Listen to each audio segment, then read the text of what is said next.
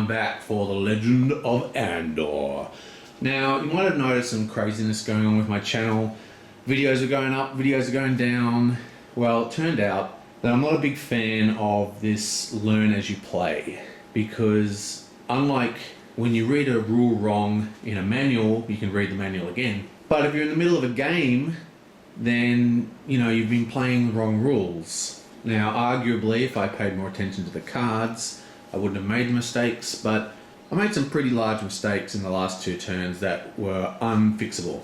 So I've actually gone back and I'm going to, this is just after the opening sequence with all the blue bricks, and we're going to play from scratch anew. Okay, so, well, let's get going. So at the end of the last session, we did part 5, which is setting up for the next legend. First thing we want to have a look at is this little box here. This is kind of like the turn dial, I guess, in some games. See these icons along the bottom? This means draw an encounter card, that's one of these things. And these mean move these monsters. That means refresh all the wells, and that means advance the legend track. Now the reason why purple, that's the wizard, is here is because he entered the castle first. And what happens is the first person to end his turn goes into the rooster box, and he starts next turn. So let's just jump straight into it by drawing the first legend card. Now the first legend card is always known. It's sort of like this green one to start this legend. So let's read it anyway. Used only with the introductory legend. Screams suddenly rise across the land. They are coming. The Gors arrive at dawn, and the castle is in danger. Place 1 Gor in the spaces 16, 22, 23, and 24. Gors may occupy the same space as a hero. Here's my little army of monsters. So we need 1, 2, 3, 4. Okay, so we need to put one in space 16, in 22, 23, and 24. And we have now resolved the first encounter card. Now next you see is the monster movement. And we just put a whole bunch of Gors out, so they all move. Now if you look at all they've got these little arrows, that tells you where they're moving. So this guy moves here, this guy moves here, right? So those arrows, they're only used for monster movement as far as I know. So the heroes don't need to go on them. But everyone has to move a spot, and you start with the lowest numbers first, okay? Okay, so this monster goes up to here, and all the arrows are pointing towards the castle. All the monsters are heading to the castle. Okay, so starting with the lowest first, we have 22, moves here, 23. Now, normally 23 moves into this spot, right? But because there's already a monster there, it just moves to the next spot up in the chain. And then 24 moves to here. Now next you can see is the little well, and that means refresh all the wells. And what happens is when you drink from a well, they just go grey, and you just flip them over, and now they're ready to be collected for 3 more will. And finally, the last item on the track is this little number here, little pawn looking thing. And that just indicates that the legend marker goes up 1, like so. Now every time you hit one of these, you read a new legend card. So let's do that now. Okay, so we're just going to pull B and B2. And it reads, Andor has enjoyed peace for many years. The great King Brandur is worried and sends out his son Prince Throland to ask for help from all parts of the countryside. This legend begins on a foggy morning when the first heroes reach Rittenberg Castle. Do the following. Each hero gains 1 strength point. The party distributes 4 gold among the heroes. So everyone gets 1 strength point. So he goes to 3, 2, 2, and 3. 2, yes. Okay. Now we're going to give 2 gold to the dwarf and 1 gold to each of these guys. Oop, that's a 2. Like so. And that's our 4 gold distributed. Now the reason why poor old Archer didn't get any is because he's right up where all this fog is, and there's a good chance he'll pick up some gold or some useful items there. New rules. Spaces 18, 57 and 71 each contain a merchant icon. A hero who occupies one of these spaces may buy strength points for 2 gold. Okay, we can already do that. Heroes may enter or move through spaces occupied by monsters. A hero can initiate a fight with a monster, but a monster cannot initiate a fight with a hero. Interesting. Legend objective. Protect the castle from being overrun by monsters. Continue reading on B2. In order to prevent monsters from entering the castle, heroes must fight and defeat them. If a hero occupies the same space as a Gore, he can fight it immediately. In the archer's case, he can be adjacent. Before fighting for the first time, read the instructions on the battle sequence aloud. All heroes should look at their hero boards and read their abilities again. The hero located in the castle begins a new day. Okay, so that's pretty simple. Okay, so discard that. Now let's have a quick look at the battle board. Now, I've read this before, so I'm not going to read it in again. But what is interesting, and this battle board is the reason why I had to restart, because it says to read the battle board, and the battle board has these in detailed instructions that I don't need to read because I'll go into it when we actually do some battle. But the end of battle instructions here are not the complete end of battle constructions. It actually says, continue reading at the end of battle legend card. Okay, so there's a special card called end of battle, right? And it gives you a whole bunch of interesting information here, which I got wrong because I didn't read this card basically, and it makes a huge difference to the game, as you'll see. Basically, if the Gore has 0 willpower points, the hero defeats the Gore. The hero immediately receives 2 gold, 2 willpower points, or 1 gold and 1 willpower points. So you can split the rewards. So down here, Gores are worth 2 gold, 2 willpower. So we can take 2 gold, we can take 2 willpower, or 1 of each. Place the defeated monsters in space 80. Each time the hero defeats a monster, advance the legend marker 1 space along the legend track. Okay, so that's huge. This is why I had to restart. Every time you kill a monster, you have to move this up, and every time you hit one of these, you've got to pull a new legend card which modifies the rules you're playing with. So it was an accumulative effect. It also means that the legend marker seems to be able to rise very quickly, I'd imagine. So it's very important if you're playing at home and you're reading from this, that is not all the battle instructions. There's this tiny little bit of text down here to read that other card, and it's hugely important. Hugely. Okay, so enough of that complaining. Let's get back to the game, because it's actually a pretty cool game. It's got lots of dice rolling, which I like, because I know I'm supposed to be experiencing at the same time as you, but I've actually played about two and a bit turns further than this video. See these icons here? If, say, a Gore gets to the castle, you put it on one of these shield icons. Now, in a 2-player game, there's 3 icons. In a 4-player game, there's only 1. And then what happens is, if any other monsters come to the castle over the 1 limit, then we instantly lose. So that is huge. Okay, so we've done all that, and now it's time for our little monk to move. He's going to move 1 space and pick up this, which turns out to be a gold. 1 gold. And now it's Marian's turn. It takes 1 hour. Now it's Marian's turn, and I know what she's going to do, so she's going to take 1 hour as well. And she's going to move here and face off with this Gore. Now, trusty dwarf is actually going to hightail out of town. He's going to go 1, 2, 3, 4, 5 to the merchant at the mines. That took him 5 hours. And now our first combat is going to be with the archer. And he is going to attack. You know, I think, yeah, he's going to attack. So he's going to attack. So let's do a fight. This is kind of the move that I did when I first played, except I should have all the values right now. Now our hunter has 3 strength and 9 will, which is in line with 4 dice. Okay, so you look at this board, and this is similar to the hero board. This is our will, and the Gores are here. So they've got 4 hit points, and they have 2 strength.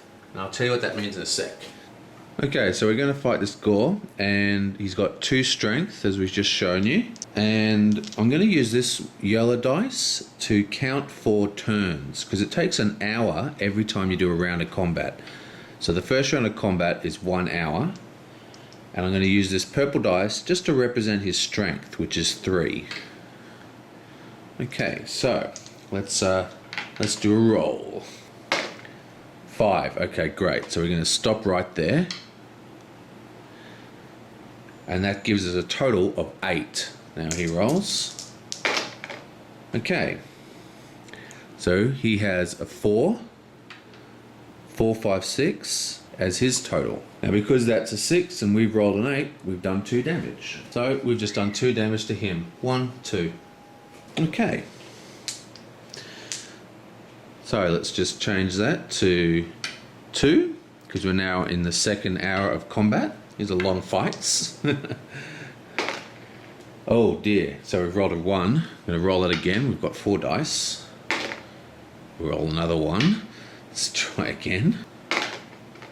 Oh, what? 4. My God. Okay. That's a total of 7. Ooh, and he gets a 5.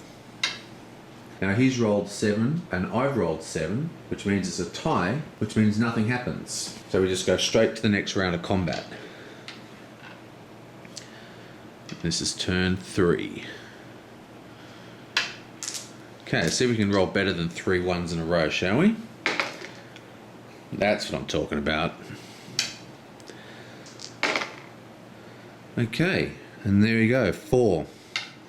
So that's 4, 5, 6. We've got 6, 7, 8, 9, which means we've done 3 damage. Now there's only 2 damage left, so he's actually killed. And now we can take the reward, like his loot. And we can either have 2 gold or 2 will, or 1 of each. Now because he doesn't have any gold on his person at the moment, I'm just going to give him 2 gold. Now remember, we use 3 turns to kill him. Okay, so that's 3 hours. So he moves 3 hours. So as the monster was defeated, goes in space 80, and we advance the legend marker and read the next legend. C. When a monster enters the castle, immediately place it on the golden shield. Okay, this is what I was talking about before. Okay, as soon as we have no shields, and there's only 1 shield, we instantly lose the game. Even though the heroes from different origin, they quickly realize they are stronger while working together. If there's more than 1 hero in the same space as a monster, the heroes may participate in a team battle before performing the team battle, blah, blah, blah. Read the team battle card aloud. Okay, so all this legend is saying is giving us some more rules. It's telling us how we can lose by using this shield thing, which I explained before. And it also instructs us to read the team battle card. Now we're not going to read that because I'm just going to show it to you. Okay, so it's the dwarf's turn, and she is going to purchase some items from the merchants. And in this legend, the only items that we can purchase is plus strength. So let's just push her up 1 hour. And her ability allows you to buy strength while at the mine for 1 gold. And you can buy as many things in 1 stop as possible. So we're going to buy 2 gold, put her strength up by 2. She's now at 5. Okay, so it's the mage's turn. And now let's demonstrate team battle. So we're going to go 1, 2, 3, and come down to the same space as Marion. Marion's the only one I can remember the name of. 1, 2, 3. And now it's Marion's turn. And Marion is fighting this Gore. Okay, so Marion has a total of 3 dice that she can roll, and she has 2 strength. Gore has 2 strength as always. Marion has 2 strength. And also, our mage also has 2 strength. Okay. Okay, so our Gore is as always 4 health. Let's do it. Okay, so it's turn 1. Now the swordsman, or Marion, she rolls all her dice at once. Okay, so she has a pretty bad roll. It's a 4, 3, or a 2. Now the mage's ability means that we can flip this around. I can flip a 4 to a 3, which I wouldn't do, or a 2 to a 5, which I am going to do. So the mage has used the ability, and now it is the mage's turn to roll. Ooh, and he gets a 6. Now you can start to see the power of team battles. So that's 6 plus 5 plus 4, which is 15.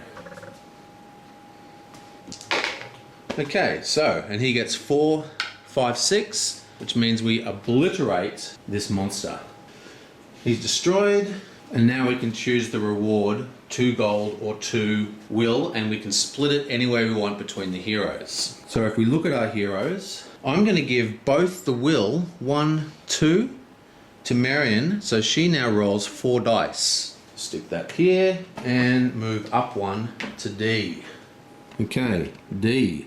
The servant of the king brings brand news. More monsters have appeared. Place 1 gore, each in spaces 8, 15, 43, 48, and 53. General rule that applies to all monsters. Only 1 monster can occupy a space at a time. Yeah. So that's what I was telling you before about it skipping. So if you put if a monster ever moves into a space where there is also a monster, it just moves to the next zone in the chain. Okay, so that's that. Okay, so 15 is all the way up the top here.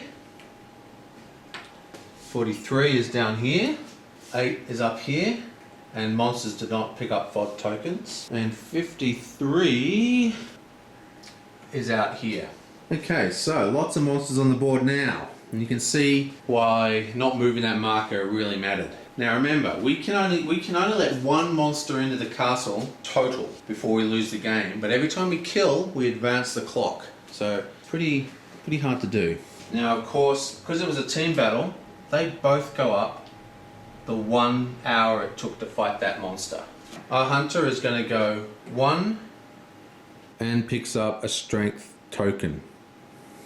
So that puts him up 1 to 4 strength. The archer goes up 1. So we're just going to put the dwarf up 1 and move him 1 space out. Now you don't have to fight a gore if you don't want to, but they're on the same spot for now.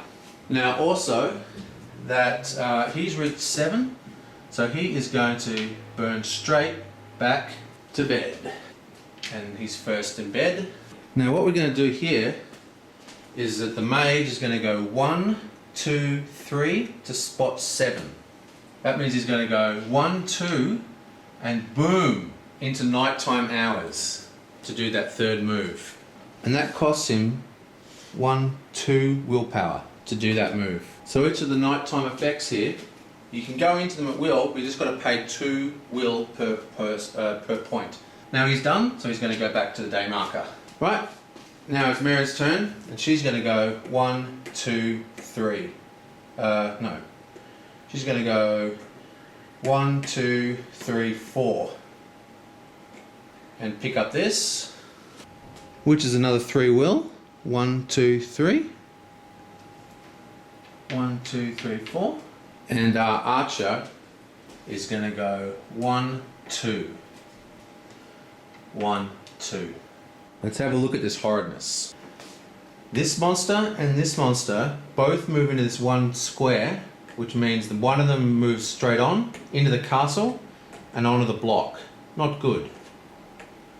But we have 1 hour left in the day for both of these heroes, and we're going to try and kill this monster within 1 hour. We're going to team up, so there's a possibility we can do this. So it's Marion, who's got a strength of 2, and Pasco, who has a strength of 4. So we have 4 strength from Pasco and 2 strength from Marion. Now, Marion gets to roll 4 dice now, and so does Pasco, but he rolls them 1 at a time. And as always, we have 4 health on our monster. So with any luck, we can kill this monster and in 1 hour, in 1 shot. Okay, so Marion rolls. Beautiful. Okay, so she gets a 6. Let's just put that there. Yonk. And now Pasco. 2. She's going to roll again. 3, we're going to roll again. Come on. 4. I'm gonna roll again. Okay, here we go. 3. Okay, I should have stopped. Right, and that gives us a total of 15 points. The monster gets a roll. Gets a 5. 6, 7. 7 versus 15. Well, I'll tell you what, that's a lot more than 4. Shook. Both these guys go up 1, and therefore back to base. They're going to end their turn there. This monster is destroyed, placed on turn 80, and we advance the track to E. Okay, so that is the end of that turn. Well, it's rocketing along. So, I will see you in next turn, and I'm pretty sure that we'll be back on track now. I'm sorry that I had to restart the game, but not knowing that rule, I mean, because it's said in the manual, read this card, and I know it's written on the card, it's just one little tiny line down the bottom, but if you don't read the battle card, which is this thing, you don't move along that pawn nearly as fast. It makes a huge difference. Okay, so that's the end of that turn, and I will see you next time.